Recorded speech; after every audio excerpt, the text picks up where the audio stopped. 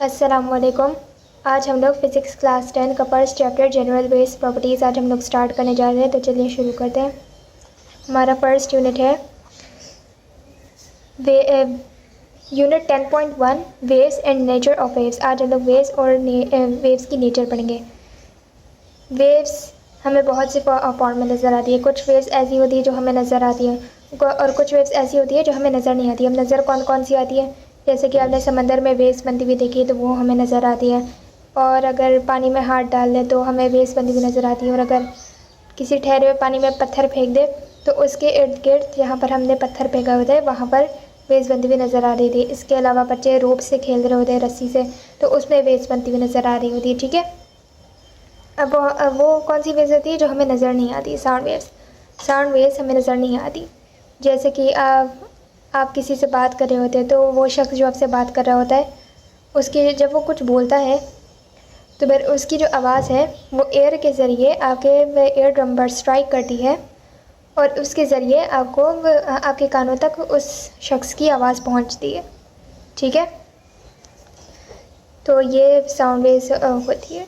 Sound waves हमें बनती हुई नज़र नहीं आ रही होती है। वो एयर के साथ जब हम बोलते हैं तो वो एयर के साथ आपके कान में स्ट्राइक करती है, मतलब एयर ड्रम में स्ट्राइक करती है और आपको आवाज़ आती है। तो ये ठीक है, क्लियर हो गया। अब हम लोग वेव्स की डेफिनेशन देख ले रहे हैं। A method transport energy from one point to another point without transfer of matter is called wave. Wave एक ऐसा मेथड है जिसके ज़रिए एनर्जी ट्रांसपोर्ट होती है from one point two another point, यानी एक पॉइंट से दूसरे पॉइंट तक, यानी एक जगह से दूसरी जगह तक, विदाउट ट्रांसफ़र ऑफ मैटर, वो भी मैटर के बगैर ट्रांसफ़र किए, इज़ कॉल्ड वेव। ठीक है, अब इसको हम समझने के लिए एक एग्जाम्पल देख लेते हैं। वेव्स को समझने के लिए हम लोग रोप की एग्जाम्पल लेंगे और ये आप लोग की बुक में भी मौजूद है। देखिए, ये रोप है, इसको हमने दीवार से अटैच किया हुआ है, सही है, और ये यहाँ हमने हाथ से पकड़ा हुआ है। अब जैसे ही हम इसे ऊपर नीचे करेंगे तो फिर ये होगा, इसमें रोप के अंदर एनर्जी पैदा होगी। अब जब एनर्जी पैदा होगी तो ये यहाँ से ऐसे ही ट्रांसफ़र नहीं हो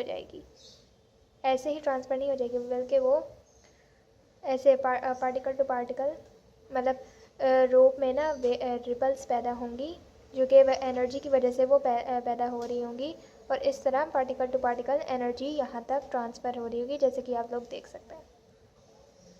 हमने ऊपर किया तो नीचे बनती हुई नज़र आएगी रिपल, और अगर नीचे किया तो ऊपर बनती हुई नज़र आएगी रिपल, जैसे कि यहाँ पर देख सकते हैं। ऊपर किया तो यहाँ पर देखें नीचे बनती हुई नज़र आ रही है, और नीचे किया तो फिर यहाँ ऊपर बनती हुई नज़र आ रही है। इस तरह ये मैं ऊपर नीचे कर रही हूँ और ये रिपल्स बनती जा रही हैं। ऊपर नीचे मैं कर रही हूँ, रोप में एनर्जी पैदा हो रही है, और एनर्जी जब पैदा हो रही है तो फिर रोप में रिपल्स पैदा हो रही हैं, और ये जो हमें रिपल्स जब बनती हुई नज़र आ रही हैं ये वेव्स हैं। ठीक है, ये जो रोप में जो रिपल्स बन रही है ना, ये जो रिपल्स बन रही हैं ये वेव्स हैं। ठीक है, ये जो ये बन रहा है ये वेव्स बनती हुई नज़र आ, और एनर्जी पैदा हो रही है और पार्टिकल टू पार्टिकल ऐसे ट्रांसफ़र हो रही है, यहाँ तक पहुँच रही है। अब जैसे ही मैं ऊपर नीचे करना स्टॉप करूँगी तो ये अपनी बिल्कुल आहिस्ता आहिस्ता रुकना शुरू होगा और ये अपनी इनिशियल पोजीशन जो इसकी ये थी इसमें आ जाएगा। ठीक है, मैटर में कोई फ़र्क नहीं आया, यानी जब हम लोग ऊपर नीचे कर रहे थे तो एनर्जी पैदा हो रही थी और वेव्स नज़र आई थी, हमें ये रिपल्स की फॉर्म में वेव्स नज़र आई थी, और जब हमने उसे ऊपर नीचे करना छोड़ दिया तो फिर ये इनिशियल जो उसकी पोजीशन थी उसमें आ गया। सही है, ठीक है, आई होप आपको एग्जाम्पल के ज़रिए समझ में आया होगा। सही है, अब हम लोग ये देख लेते हैं कि अब हमारा जो नेक्स्ट हेडिंग है वो फॉर्मेशन ऑफ वेव्स है, यानी वेव्स बनती कैसे। हमने डेफिनेशन पढ़ ली है और आपको समझ आ गया। ठीक है, मैंने अच्छे तरीके से समझा दिया रोप की एग्जाम्पल देकर जो कि यहाँ पर बनी है। अब हम लोग फॉर्मेशन ऑफ वेव्स यानी वेव्स कैसे बनती है। ठीक है, disturbance of medium cause of formation of wave. Medium में डिस्टर्बेंस पैदा करने से वेव्स पैदा होती हैं, यानी वेव्स बनती हैं। ठीक है, like for example we can produce waves by using a rope. हम लोग वेव्स प्रोड्यूस कर सकते हैं, मतलब पैदा कर सकते हैं, वो भी रोब से, जैसे कि यहाँ इधर ये देखिए, ये आप लोग देख लीजिए, ये हम लोग ऑलरेडी देख चुके हैं। यही वाली एग्जांपल मैंने आप लोग को समझाई थी।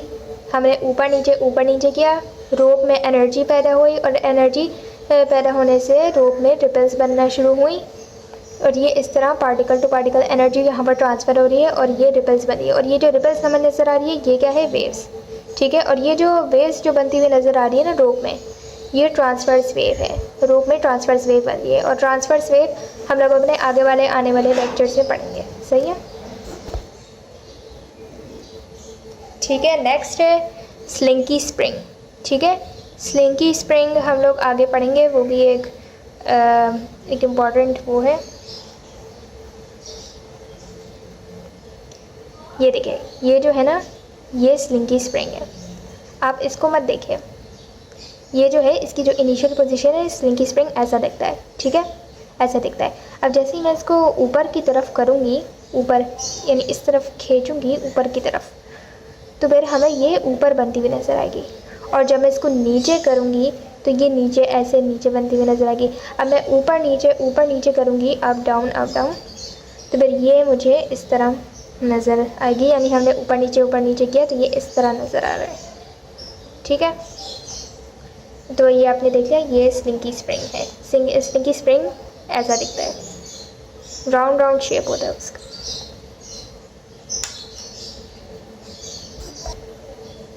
And water base in ripper tank का भी आगे टॉपिक है, हम उसमें देखेंगे। उसमें ये देखेंगे रिपर टैंक जो है उसमें हमें वाटर बेस बनती हुई नज़र आएंगी, ठीक है। हम इसके बारे में आगे डिस्कस करेंगे। Let us discuss them in detail. अब हम लोग डिटेल में डिस्कस करने जा रहे हैं जो टॉपिक्स अभी मैंने आपको बताया। अब हम लोग स्लिंकी स्प्रिंग पढ़ेंगे, ठीक है। स्लिंकी स्प्रिंग की डेफिनेशन देख लेते हैं। Waves in a slinky spring. A slinky spring is a pre compressed helical और कॉइल्ड स्प्रिंग। स्लिंकी स्प्रिंग एक दबा हुआ कॉइल्ड स्प्रिंग होता है, ठीक है।